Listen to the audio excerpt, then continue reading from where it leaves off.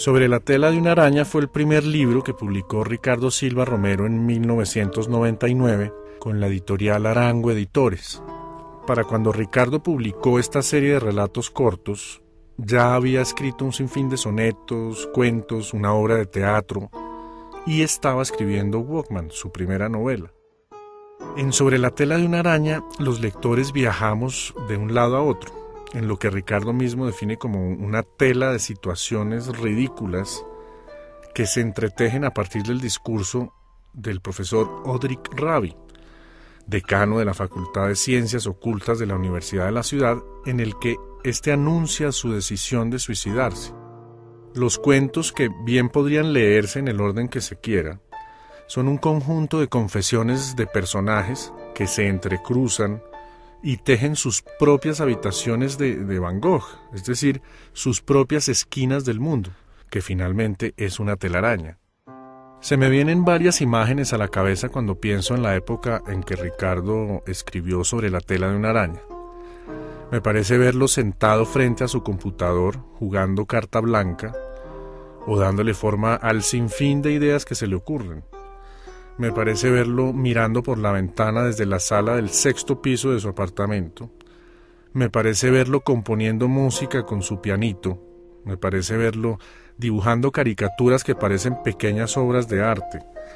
Me parece verlo escribiendo con sus propias manos, con una letra casi perfecta, impecable, sonetos y otros relatos innombrables. Ricardo Silva Romero es sin duda un artesano. Detrás de sus palabras hay precisión, ritmo, profundidad, humor, sátira y, por supuesto, sinceridad.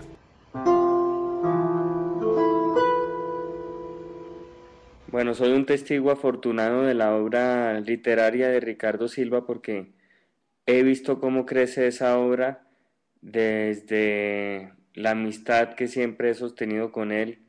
Yo soy amigo de Ricardo desde el colegio y desde esas épocas he visto cómo su interés por la literatura nació y cómo se fue a lo largo de los años convirtiendo en una verdadera pasión y en un absoluto oficio al cual él se dedica con rigor y con pasión.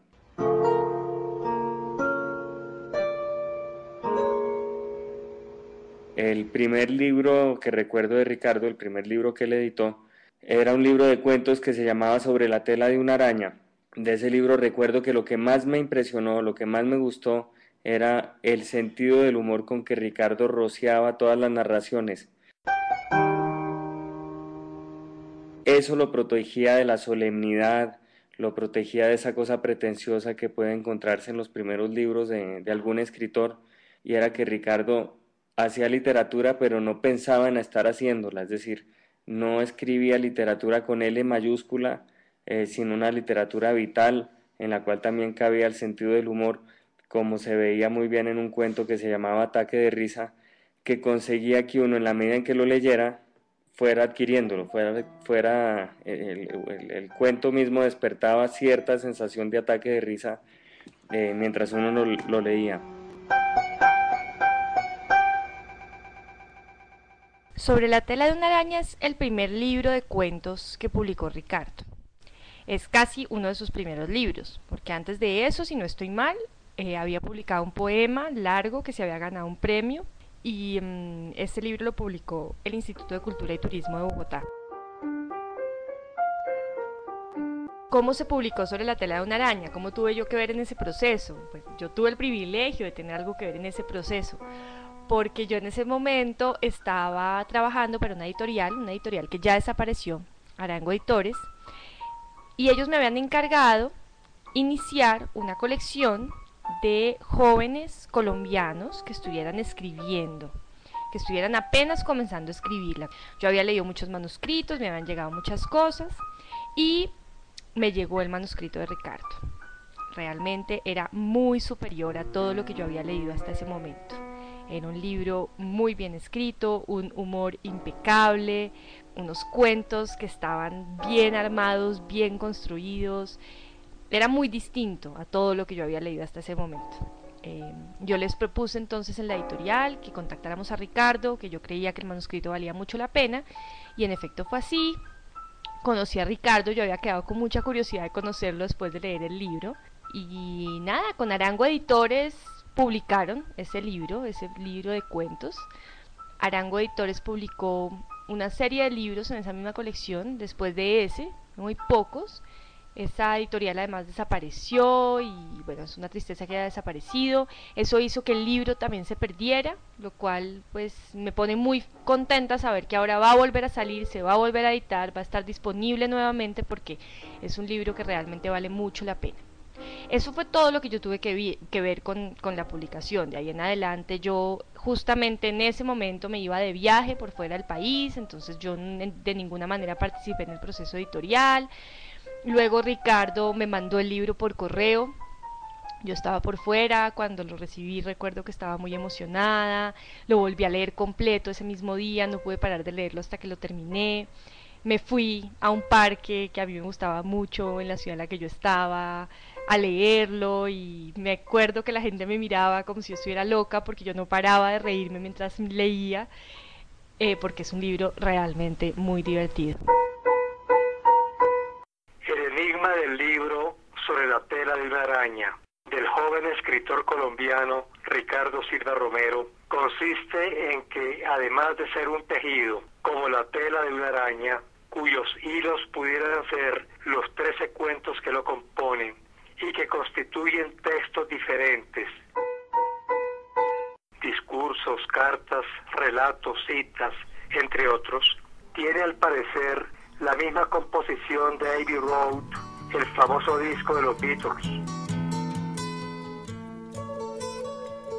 En efecto, el lado A, como en Abbey Road, presenta 6 textos a saber: Palabras del profesor Audric Rabi, Enfermo terminal, Contestador automático, Hitchcock, Arca de la Alianza y Ataque de risa. Por el lado B, otros 6: Sala de espera, Podéis ir en paz, Cruzada informal, Sobre la tela de una araña, que da el título general al texto, Cat Blues y Fueron a llamar un camarada. Y para más señas, como en el disco de los Beatles, cuyo lado B incluye una 7ª canción que nada tiene que ver con el conjunto, pues se fue por equivocación, el lado B del libro también incluye un 7º texto que al parecer nada tiene que ver, seguro, con la estructura general del texto y que probablemente este sí no se le fue al autor por equivocación y cuyo título muy sugestivo dice lauradiaz@postdata.com.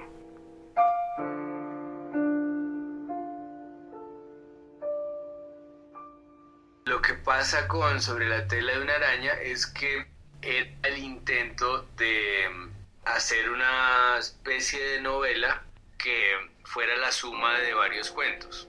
Tenía un libro de cuentos que había reunido desde el final del colegio hasta el final de la universidad. Se llamaba Cuentos en blanco y negro. No era muy buen título, pero era una suma de los cuentos que había estado haciendo de los 15 a los 18 años y pues por eso eran cuentos abstractos, con personajes sin nombres, con más ideas que tramas, como suele pasar con los cuentos de las personas que están comenzando a escribir. Son cuentos llenos de abstracciones y de fantasmas. Cuando uno no ha arrancado a escribir y a trabajar bien en sus personajes y en las historias que quiere contar, tiende a querer decir cosas profundas y digamos el descubrimiento en el trabajo de la escritura usualmente es que la profundidad no la pone el escritor, sino cada persona que lee los libros. Sobre la tela de una araña es la suma de unos cuentos que en teoría debería sumar hasta convertirse en una novela, pero no se logró del todo ese propósito. Finalmente parece más un libro de cuentos que una sola historia, aunque todos los personajes que aparecen en todos los cuentos están reaccionando a un discurso inicial que da un profesor en una falsa facultad de una ciudad borrosa que se parece más o menos a Bogotá, en el que el profesor en ese discurso dice que se va a suicidar. El resto de los cuentos son personajes también en momentos límites de sus vidas que reaccionan o se enteran de alguna manera de lo que pasó con ese profesor en esa facultad. Todos en sus vidas, todos pensando qué resolver porque están en unas crisis difíciles de superar. Y la historia de ese profesor que anuncia que se va a suicidar enfrente de todo un auditorio en la apertura de un congreso absurdo. La historia de ese profesor les sirve a todos para comparar lo que les está sucediendo. De alguna manera sí se cuenta una sola historia a manera de esas películas que tienen muchos personajes que se cruzan y a manera de esos libros de cuentos que tienden a eso, a entrelazar a los personajes, pero finalmente creo que los cuentos funcionan cada uno por su lado y más se parece a un disco que a una novela, como a un álbum de esos tipo Abbey Road de los Beatles, o esos álbumes que se pensaban como un todo y que saben dónde van poniendo las canciones. Y la prueba es que el índice está dividido en el lado A y el lado B, como lo hacían los discos de vinilo. El absurdo como un recurso literario es importante para ti, ¿no? Sí, yo creo que las cosas que a mí más me gustan tienden a ser las cosas de humor, las comedias o los humoristas latinoamericanos, Cantinflas, o el caso de Lelutier, de Inglaterra Monty Python, Peter Sellers, o los humoristas de los 50, 60, desde Lenny Bruce hasta Mel Brooks y Woody Allen, y creo que suelen decir las cosas mejor y más rápido y más